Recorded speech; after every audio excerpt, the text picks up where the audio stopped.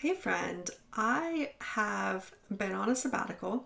If you are part of my community and kind of keep track of things, you may have seen that I went on a sabbatical. I wanted to tell you what's going on. I haven't had a chance to come on here because everything's been happening super fast and furious, exciting changes. I want to just get into it and tell you what's going on in my world and what you can expect, and just ask you to be praying with me. And really, but if you want to join in with what I'm doing as well, I've got some extra things that are being added into my world that are super exciting, and I really want to make sure and let you come on the journey at my first opportunity. And believe it or not, here I am. I've been so quiet for a few months and it's just been super loud and busy in another corner. So I want to let you in on what's going on if you haven't heard about it, and also just give you an update if you have been following along. So let's dive into this. First of all, you might notice that my studio doesn't look all the feels. It looks like it's packing itself, and it is very much being packed. But it's not just being packed. I'm also giving things away and selling things and everything, including this computer right in front of me that I am filming on. That's going to everything. And I'm not closing down. I'm moving. So a few years ago, God put it on my husband and my heart that we were to move from the UK to America. Now, we've lived in England. When I move, we will have lived here for almost 17 years in marriage, and just it's been a wonderful time, and God has really been with us, and we've really poured ourselves into this country in many ways over the years, and we really love England so much. The whole of the UK, we love it so much, and it is a difficult decision that took us time, but we weren't able to tell anyone at the time legally. We had to go through the process without telling anyone, and that's just part of the visa process. They expect you to not communicate with anyone while you go through that process. So we felt led to start the process because my husband is British. I am American, but have lived here for many years. And currently I have just come back from a long time over in America. So my voice sounds very American right now, but it often sounds very British. And so, we kind of just joke that my accent is lost in the Atlantic somewhere. I'm not sure where it is. It just slides all over the place depending on who I'm talking to. So we went ahead and got a visa application set up for my husband so that he could immigrate into America legally.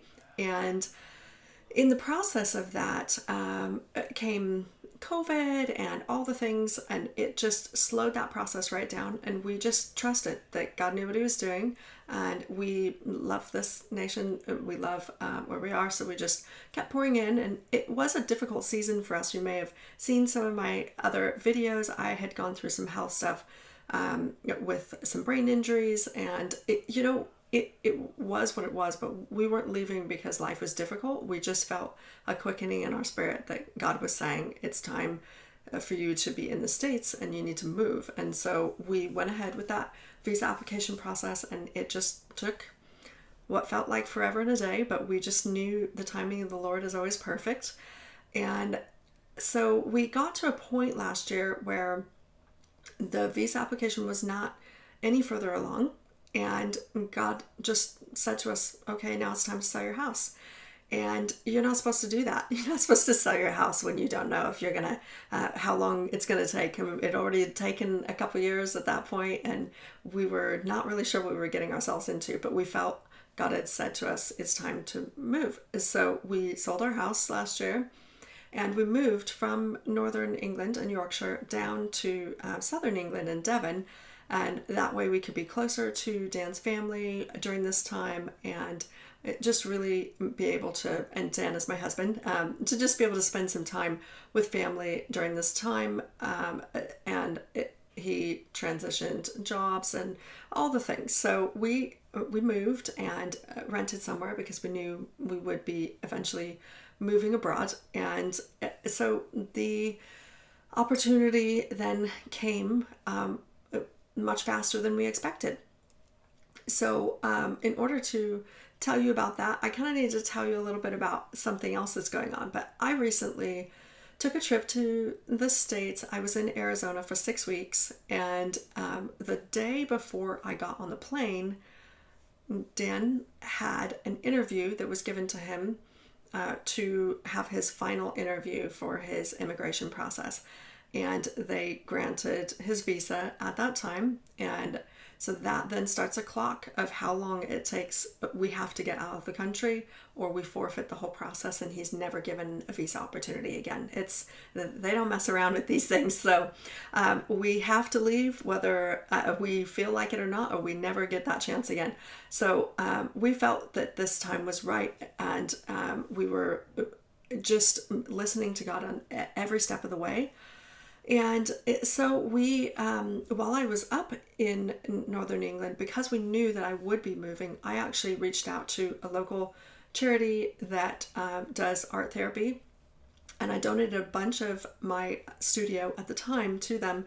I had done some filming of courses that required a certain number of things, and we had access to certain supplies that I just didn't need anymore, that weren't necessary for me, and I really wanted to bless someone else. So that went to that art therapy charity, which was great. And then that sort of lightened the load, if you will, of my studio a bit.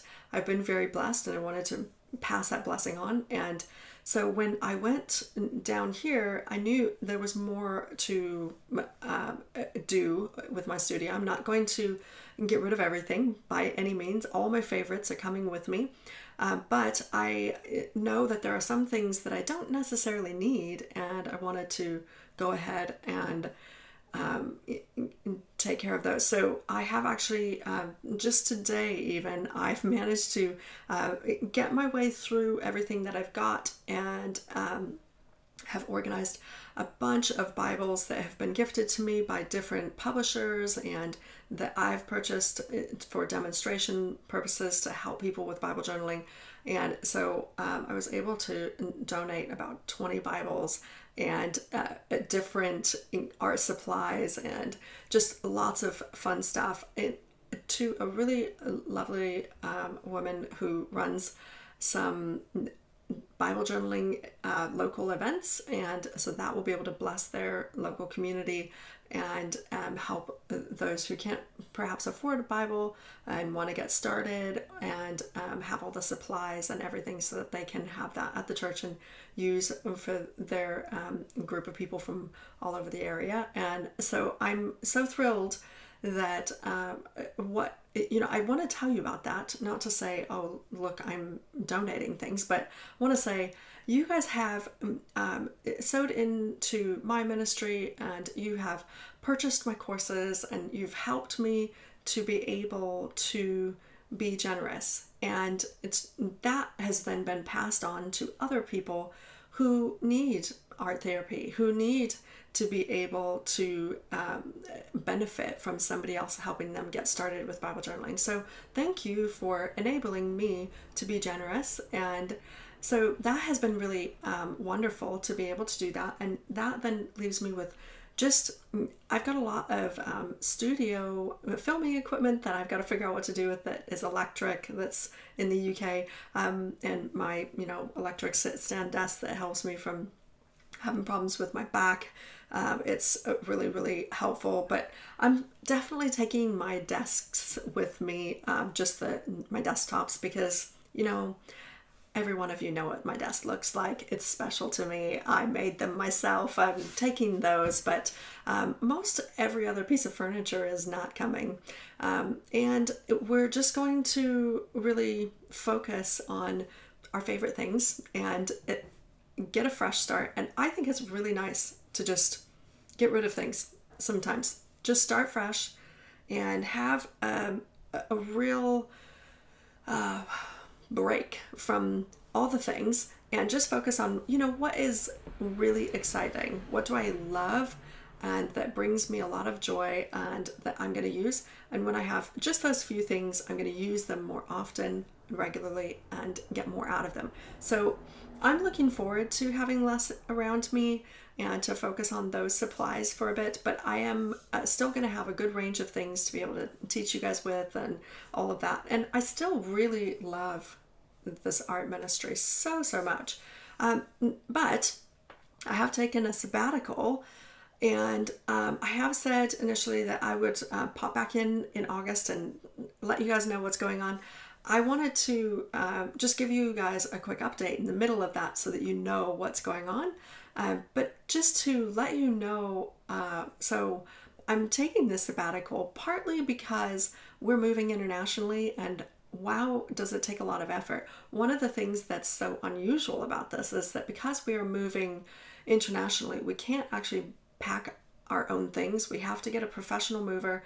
I like to be able to pack my own things and know what went in which box, so I think it's easy for me to compartmentalize and label things up. It makes it easier for me to know which things go where.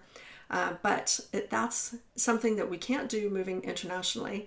And instead of just having people come in and pack everything last minute, we're not actually taking everything with us. So it's not like a typical move.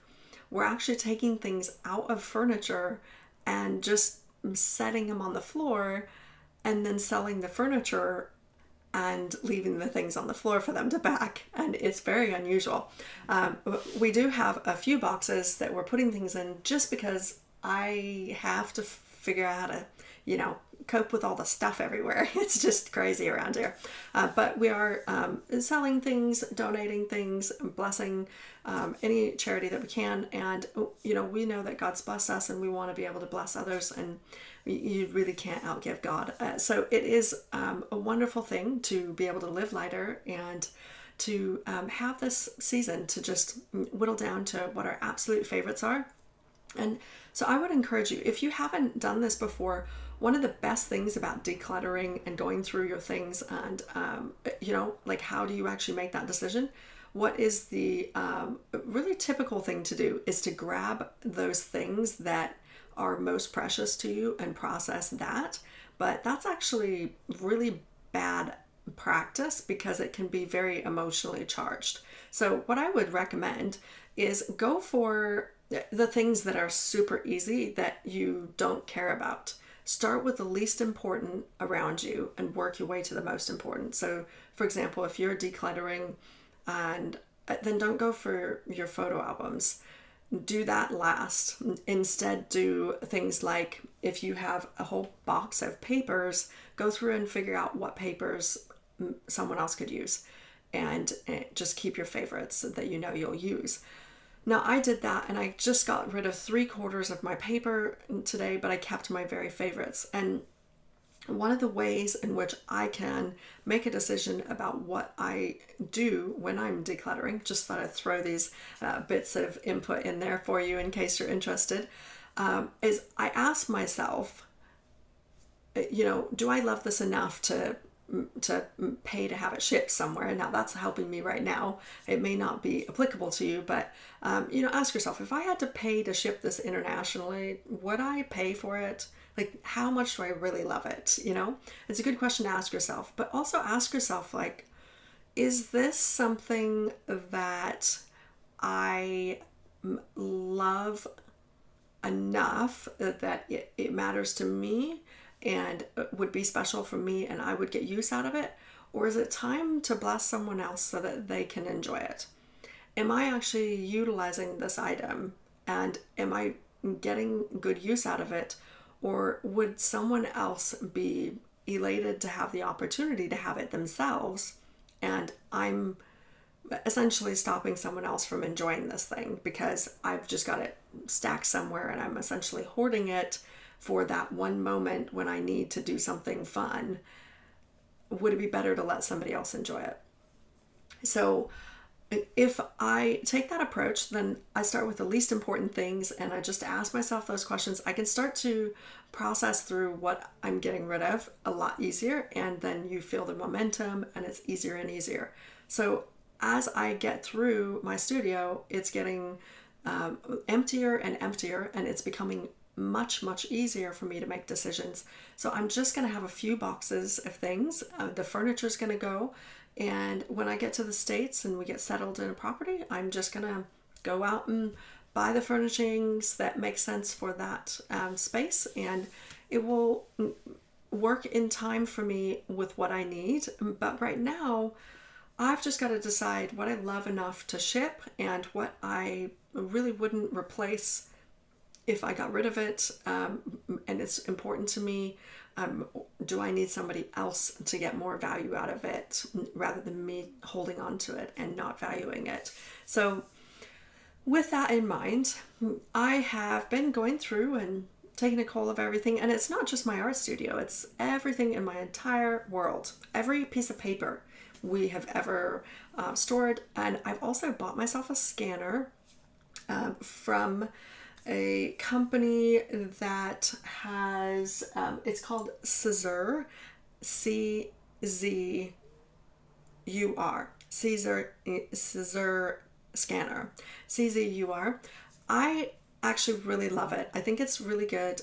It's really good for paper. It's not particularly good with photos if your lighting isn't perfect, but if you do want to do photos, you can. You just need to get the one that has a side light on it. So the more expensive one works for that. But if you get it on a really good deal, because they are a Asian company, they tend to have, whenever Chinese New Year is, they have really deep discounts. So whatever time of year that is a really good time to get one if you're interested in it. They're not paying me to say this, but I wanted you to know. I bought one of their scanners, and I think I got the ET24 Pro after I had one that was much less nice and used that so much. I upgraded to a nicer one so that it would do even more, so that I could do photo type stuff. And it has this really interesting software in it, so you can hook it up by USB right onto your computer, and if you get one of the more expensive ones, you can plug it into the wall, but you can take it out and take it to any other country, and it'll plug into anywhere in the world and change the voltage on its own. It has that transformer built in. So it's basically a scanner where you can, 1 second per page, you can just basically flip the pages of a book, or if you've got a bunch of bills that you want to digitize so you don't have them in a filing cabinet, you can just sit them there and flip them over and scan them. And there's a little foot pedal or a button that you can push, and 1 second per page, and you can just flip through. So I did a 350 page book of family archive stories. It takes an image of it, and then I punched a button after selecting all the pages that I'd scanned in that little setting. I punch a button and it makes a PDF that's readable, which means I can search words in it and it will pull up Werner or Bob or whoever. I can just literally put that name in and it will pop that up, so I can then search 350 pages that was just an image, but it's got this OCR technology, so it does it. So between getting rid of things, giving away what someone else can value and appreciate more, and donating and deleting out of my life anything that should not be kept, and letting someone else enjoy it, or getting rid of it if it's actually trash, and then selling the furniture that we don't need. That has been really good, but getting the scanner has been really good for digitizing everything so that we don't actually have all this extra stuff hanging around. And then that means that we can get rid of the filing cabinet and all those years of, tax, the documentation you got to keep for X amount of tax years and all of that. We can just digitize it. So we don't need to keep the hard copy of these types of things. And it means that that's a lot of less paperwork to be storing in a house. So those are some of my little tips for how to downsize and be mindful of keeping things that need to be kept, but being able to let go of things that can bless someone else and all of that. So just throwing those things in, and I'm sure you don't mind a little extra long video in order to share that. So let me shift gears here and tell you a little bit about what's been going on in Arizona. So we have in Arizona, my great grandpa was my dad's dad was his son. So my great grandpa was A. Allen, and A. Allen was a healing evangelist, as some would call him. So he was known as one of the most well-known evangelists in America in the 1950s and 60s. You may have heard of him, maybe not. He was a fiery Pentecostal preacher. He had the world's largest tent in he would pitch this tent. It would take 18 semi-trucks to fill it full. For you in the UK, that is a lorry. And they'd put everything in there. The whole thing, put it on wheels, go to the next city, pop it up, be there for a week or so, and then they'd have 2 days between. They'd tear it all down and pop it back up in the next city. And they just did this for years and years. And every month they would come out with a new magazine that would share about what God had been doing in that last month. And there was just incredible things that God was doing, and people being healed and set free and saved.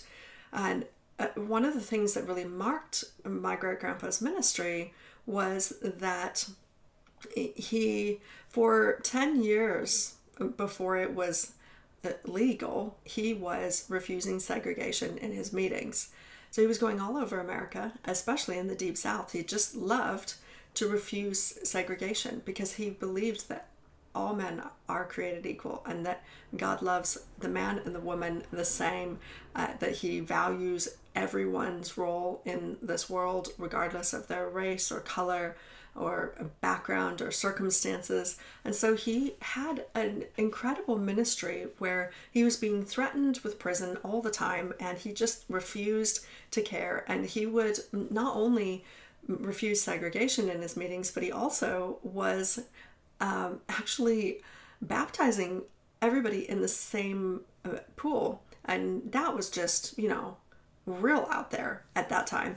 And what he actually was, in one of his meetings, he said that they had this, he shared a message, and God just really put it on people's hearts that they needed to get right with God. And so he invited anybody to the front that would like to be baptized as a sign to say, I am going to get right with God. And he said in 12 minutes, 3 of them managed to completely baptize 300 people.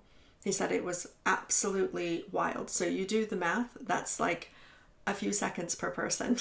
It was absolutely full on. They were just, barely getting somebody before they were dunking them and on to the next person. And just God was, because they were literally jumping over into the pool because they were just desperate to get right with God. And so he said when they finished and they looked around, he said there were wigs, there were teeth, there were jewelry. He said everything was just everywhere in the pool. And the power of God had just gone through the building and just wrecked people's lives for him. And they were undone with his presence. And it was all just, he said it didn't matter if you were old, young, black, white, African American, Indian, Native American. He said, it just didn't matter what you were or where you came from or if you were rich or poor. They all just dove into the pool together and got right with God. And that was the sort of stuff that really marked his ministry. And I love to be able to look back. You may know about me that I love revival history. I absolutely love to see what God has done. And this is part of the reason, because my great grandparents really, really had a huge, huge impact on America. And I feel like I grew up thinking, yeah, he had an impact on America. But in the last several weeks, I've had to do some really serious research because we had a situation where so when he was partway into the years of his ministry in 1958, he actually shared publicly in a meeting while he was in Arizona and Phoenix that God had put it on his heart that he should have some land to establish a ministry training center, and that this would be people would be able to come from all over the world and be trained and equipped and go out and minister and bring the fire of God wherever they go, and that could be a place where they could establish some of the things they were doing. And so he shared about this in a meeting, and somebody came up to him and said, I've got land in Arizona and it's just south of here, and I want to donate it to the ministry.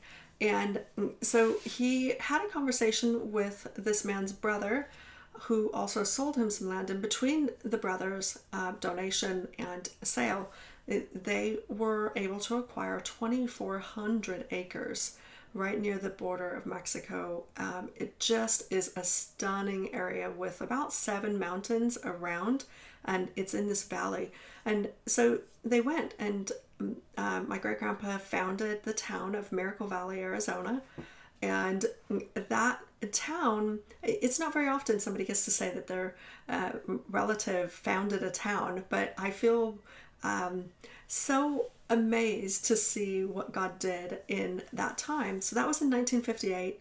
And within a couple of years, the town, the area, that region had doubled in population, and God just started to do something in their midst. People were coming from all over the world, and there were over 15, by the time he passed in 1970, there were 15,000 ministers around the world that were sitting under that organization as an association.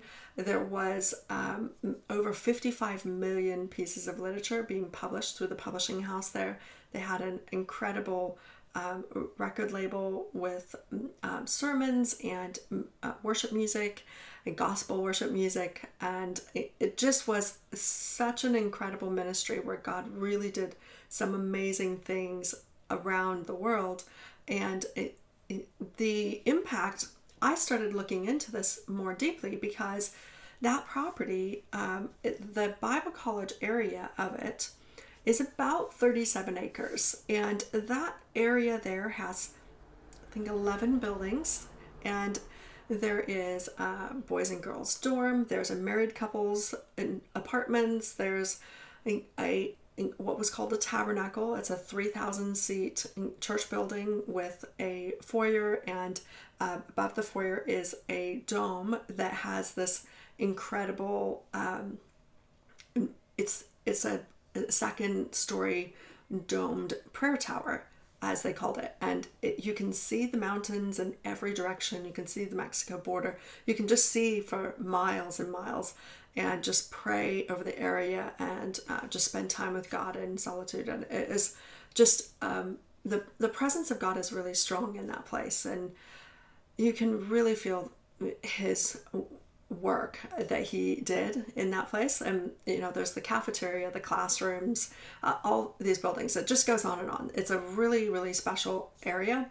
Over time, the buildings have become a little in disrepair, some of them more than others, because of the fact that the people who have had possession of them over recent decades have just not had the financial capacity to do them, to the effect that they would like to. And so the most recent person that had possession of it had it taken from them for not paying taxes. And so that now is owned by the state, and the county are preparing to sell the property.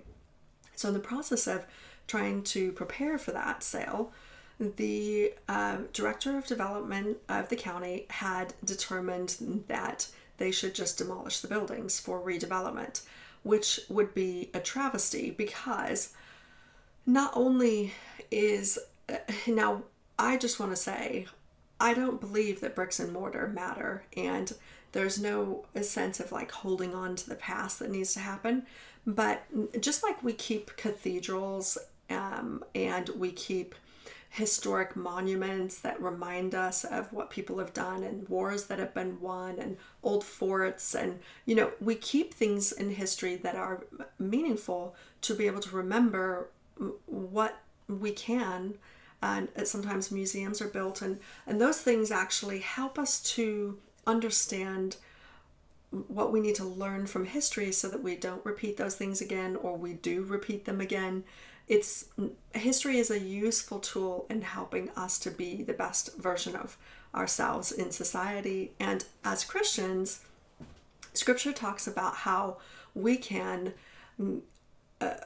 just like the Israelites, they actually chose not to remember the mighty works of God. And so when they were given the opportunity to cross over into the promised land, they didn't do it. They stayed in the wilderness for 40 years, and they all died off, except for the few who believed that the giants could be overcome. And this was because they held on to what God was capable of. They remembered. And it says that the reason the Israelites didn't cross over into the promised land in that generation was because they didn't remember the works of God. And it is so critical as believers in Jesus, as children of God, we have to remember what God is capable of, because that's what gives us faith to step into the promised land. And so I think these types of properties are a really, really valuable thing. Now, we could just, create a museum somewhere in America and pop up some old artifacts, and people would probably have a look at those archives and say, well, that's interesting, that I'm learning something from this. But when you have that rare opportunity where there are old buildings that can be restored and made useful, then that is amazing. It's a rarity, and it's something that we can actually do. So I went down in order to have a look, because I'm here in England at the moment, just finishing everything up so that I can move to the States. And we became aware that the director of development at the county wanted to demolish, and so I hopped on a plane and went to Arizona and began to I started to do some political action and some social action. I did whatever was needed to communicate to them, hey, this is the historic property. You can't just demolish historic properties. And the response I got was, we don't know if this is historic. So I said, well, you have an obligation according to the law to consult with the State Historic Preservation Office to determine if it's historic.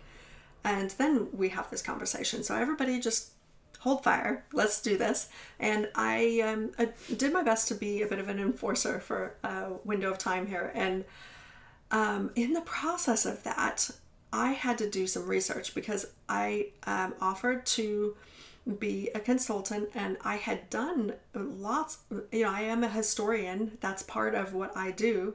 And I am one of the world's leading experts on the history of Miracle Valley, Arizona, and of AAL and my great-grandpa. And it's not because I'm a relative of his, but I do have access to resources that most people in the world don't as a result of being a relative. And so I have really enjoyed being a historian throughout my life. I've been the family historian since I was 12 years old. No joke. My great aunts bequeathed me the family historian and passed me all of the historic documents. That's on my mom's side of the family. And here on my dad's side of the family, I started interviewing people as a very in my teenage years, and just recognizing that I needed to steward the stories of old because they need to be told. And I have had that marked on my life for a very long time. I love to be able to visually tell stories. And so these stories aren't just in writing, but they're in picture. And this is something that's been on my heart for a long time. And my husband really shares and values that as well. And so I went out there and tried to help out with that. And part of that process was I started consulting with other historians to see if we could together build something that would be the proper documentation that would identify what exactly did my great grandpa do in America that was significant enough that would make this property a national landmark. Is it a national landmark? Is it a state landmark? Let's once and for all see what the government has to say about this, because they have to value it based on secular merit. They can't use religious merit, which is obviously, the separation of church and state means that is the case. But we went out to have a look, and obviously, I'm sure there's feelings on that as well, but we went out to determine what is the factual change that my great grandpa was able to make in America that would warrant this property being known as a national landmark. And so we put that documentation together. I led that team, and I grabbed information from lots of people and had people go through that with me. And then we submitted that, and they came back fairly shortly after reading through that documentation that we were able to provide them, and the State Historic Preservation Office determined that the property is, in fact, a national monument. Now, there are 4 ways that something can be a landmark. It is deemed to be a national landmark. Now, it still needs to be nominated and listed on the National Register of Historic Places, but to be deemed nationally historic means that you qualify, it's eligible to be on that list, which means that you can even have a conversation. And as that result then means that there's a need for the state and county to do nothing but preserve the property. They're not allowed to demolish anything. It's illegal. And so that qualification was necessary for them to be able to make that determination as to whether or not they're allowed to demolish anything. So now that we've gone through that process, they've actually recommended that we nominate all of the buildings as a national district, a historic district, to be listed nationally, and to nominate them in that way. And it is a really incredible opportunity. It's very amazing that the property has been seen by people who have no understanding of, or that don't measure it on the basis of what God values.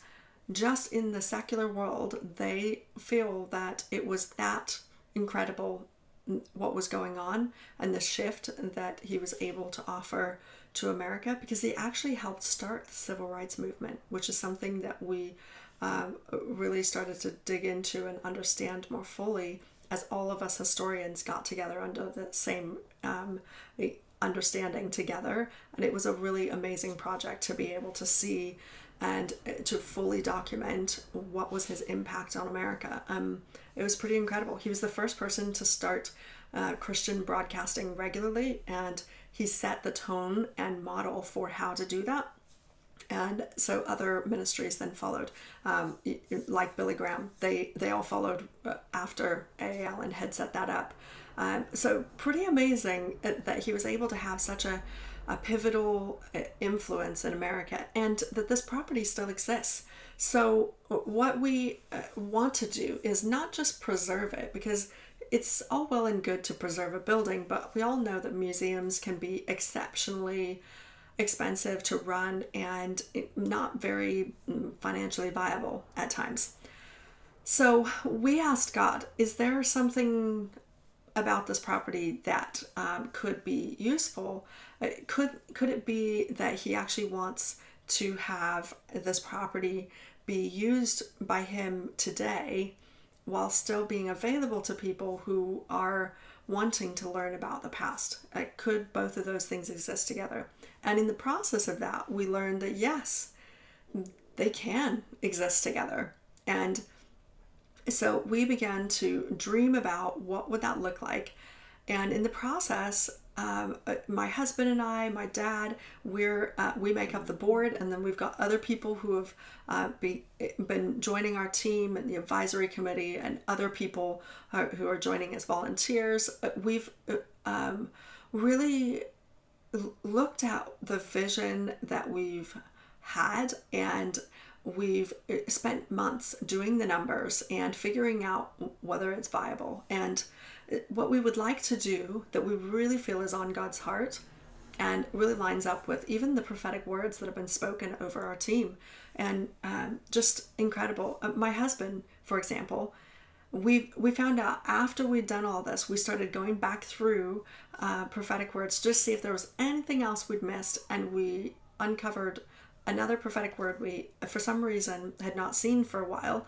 And in it said that there would be a time, they said 16 years ago, they said to my husband, and a time after 10 years, not long after, but after 10 years from now, so we're 16 years later, they said, at that time, God is going to give you some property. We're not sure if it's a region or a land, but you're going to be given some land to establish a center. And they really, there's some incredible things that God has spoken over both of us, over our team. It's amazing. So we feel like God has really put it on our heart to make this place like a retreat and conference event center where groups can come and individuals can come and stay, and we can do up the dorms and the other residence locations, and there's even a RV type area, and so we can get all of that going so that people can come and stay, and convert the cafeteria into like a restaurant and coffee shop. And we've got that church building that is just there and available, and we've got all of those buildings that can be activity centers and meeting halls, and we can have many groups there. And we want to add to it a pool and recreational facilities, because this goes back to my mom's side of the family. My grandpa, after my grandma passed away, my grandpa remarried a missionary down in Mexico, in the Baja California Sur, and moved down there for the last 20 years of his life. And I grew up with this grandma and my grandpa down in Mexico. I love Mexican food for a reason. My family's very much in love with Mexico, and my family, my grandparents actually helped to establish. They built a center from nothing down there, and very similar to this actually. And so we grew up seeing what it was like to build something like that. And my grandma said to me shortly before she passed away, a couple years ago, she said to me, she said, the reason why we put a pool into that place was because we knew that if we put a pool into this down in Mexico, she said, we knew if we put a pool in there that we could invite all of the people from around in the neighboring mountain villages and say, we will take your kids for you. We'll do some vacation Bible school over the summer, and we'll look after your kids so you don't have to look after them, and we will teach them about Jesus, but they can come have fun at the pool. And she said, we figured that if we could capture the hearts of the children, that in 3 generations we would have captured the area, and that the pool was necessary. So they put in the pool, and they started educating people's children, and those children are now grandparents. in the area, and there are churches everywhere, and God has flourished that area with him because they put a pool in and said yes to loving on the children of the area and pouring in the gospel to them. And it has been an incredible thing to see God capture an area with his ways simply by loving the community where they are. And so my family has a lot of history with missions work and ministry on both sides of my family. I'm a fifth generation minister on one side of my family and fourth generation minister on the other. Every generation serving in ministry. And I feel blessed to be in that position. And I know, I'm sure you can just hear it in my voice as I talk about it. I am passionate about seeing God do amazing things. But these buildings, they need some care and attention, but they are a perfect place for God to come and meet this community in a really special way. And this community needs jobs and facilities and opportunities and a place to sit by the pool and enjoy, and for the kids to come, and it needs a restaurant to hang out with. There's literally no coffee shop in the area.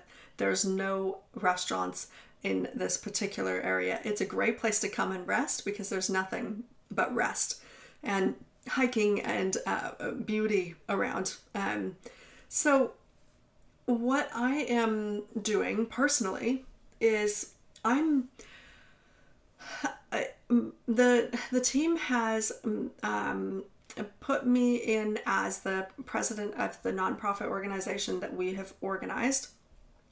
We put that together, and we are in the process of raising funds to save this property because it is going to go for sale, and that's likely going to be in several weeks' time. Like a few weeks' time is how long we need to be able to raise some funds. So I want to ask you, if you want to get on board with what we're saying, will you hop over to the website and have a look at what's going on? Join the email list over there if you're interested in following along with what the nonprofit is doing, and pray for us. We need prayer. And if you want to give. If you want to pray.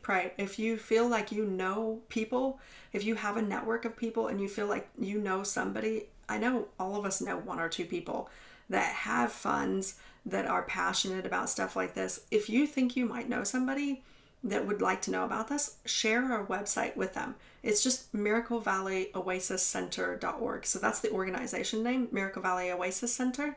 So it's just miraclevalley.oasiscenter.org.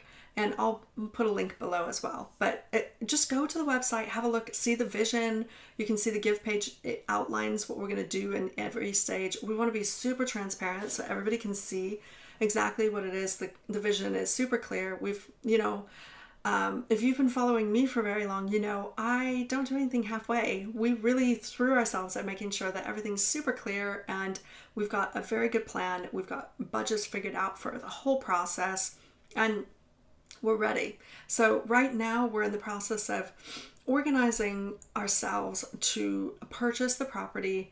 And there are other people that are interested, but we don't believe, everyone believes that we're going to end up with this property. And we feel that way too. We really feel like God is on this. And so we are negotiating all of that with the county at the moment and just preparing to purchase. But we need God to help us with the financing, not just for the purchase of the property and getting started, because there's obviously a lot of work that we're going to need as we get started, and we want to be able to be in a position to start straight away.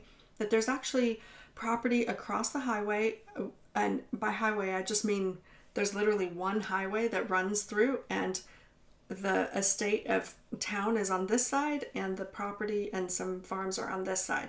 So the highway kind of runs through everything, and you see it kind of in a mirage disappear on both ends as you look down, because it just goes and goes for miles in a straight line. So across the highway is where there is actually a property that is, it was owned by my great-grandparents, Alan, that's Asa, and Lexi, my great-grandparents, and also my grandparents, James and Ellen.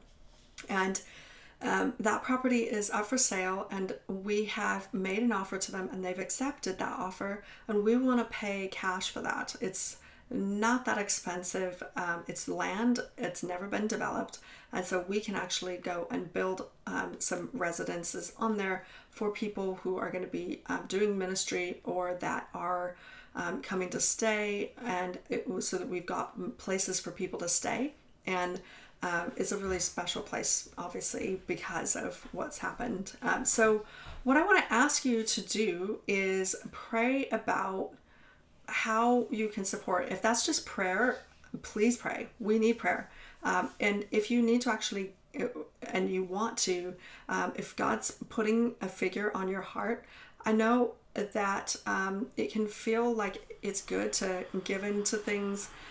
If you've got the finances, and God puts it on your heart, then now is definitely the time. We need it like in the next couple of weeks here. So please do consider prayerfully if you know anybody that would like to be a part of this, or if you would.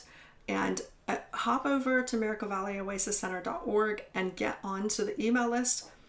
Look at the vision, look at the give page, wander around, see what we're doing, and see if there's people that you can share it with. That might be your contribution, is to share it with your network and help them to be able to give if they would like to.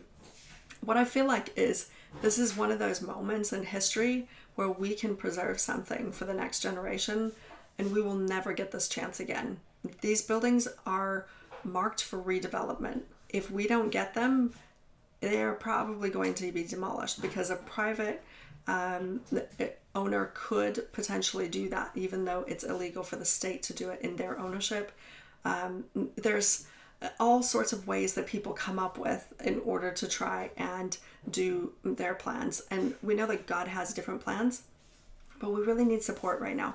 And part of the reason for that is because simultaneously, while all this is going on, we are also in the process of negotiating with 2 private collectors who have some of the world's largest collections of revival history, documentation, archives in the world. They're huge, and we're talking like 50,000 square feet worth of stuff. It's a massive amount of the old books, and you think about old TV reels and vinyl records and all of that kind of media, and then there's publications and magazines and tracts and books and leaflets and then there's all of the old furniture and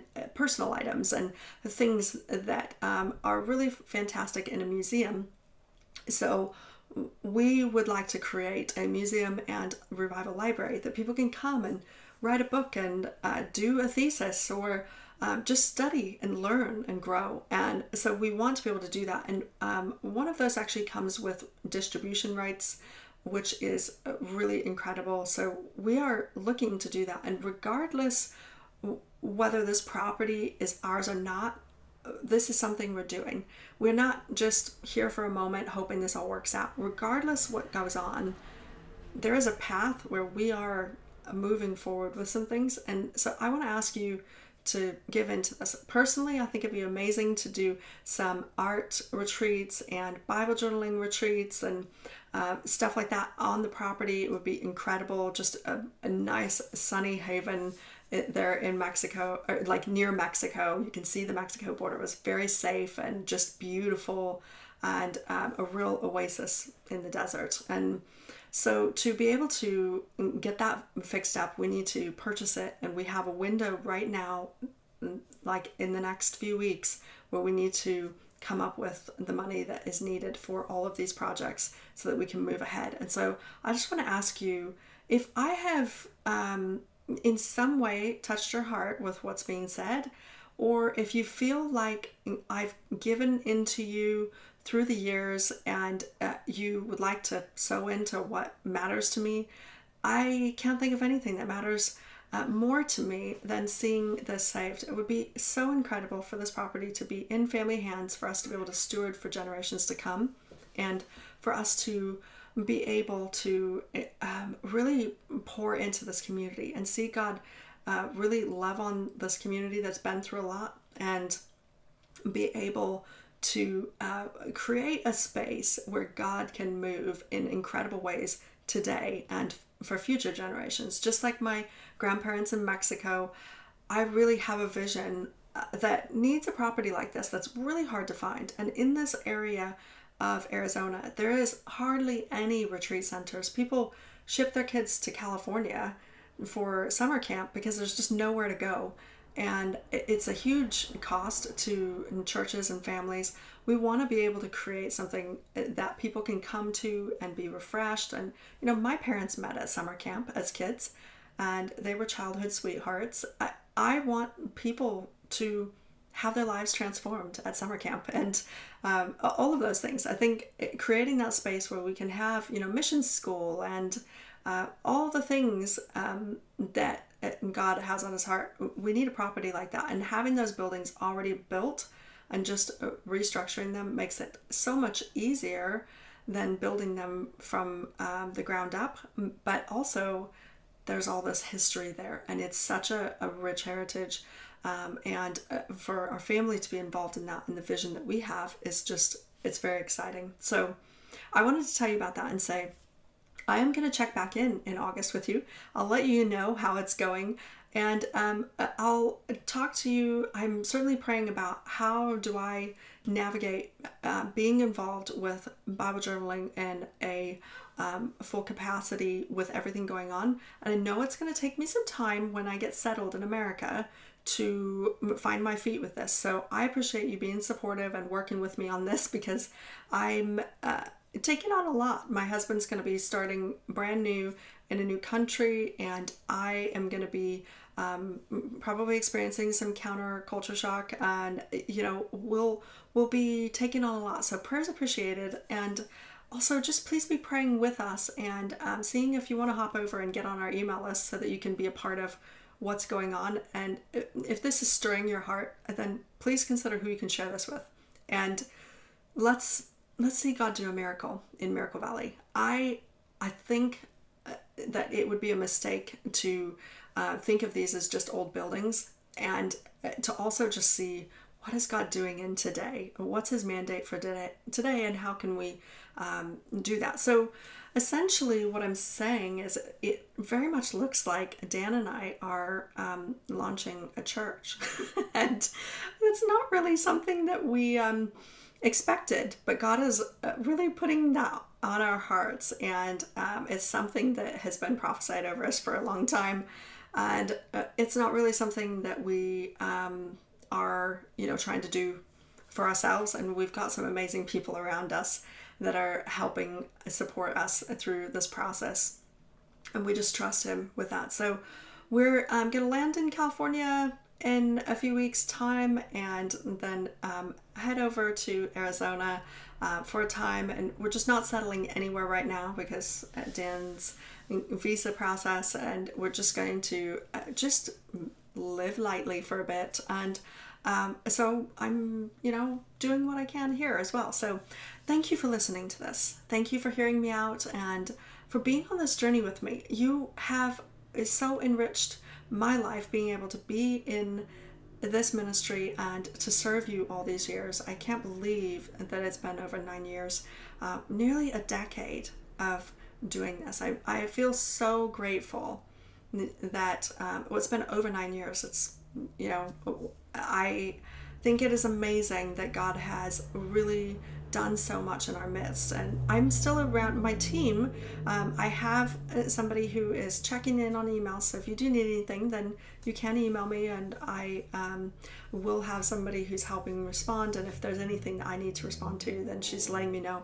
And otherwise, I'm trying to see what I can do to really throw myself at saving this property from redevelopment and get it into our stewardship so that we can see the fruit of what God's been speaking to us about for so many decades.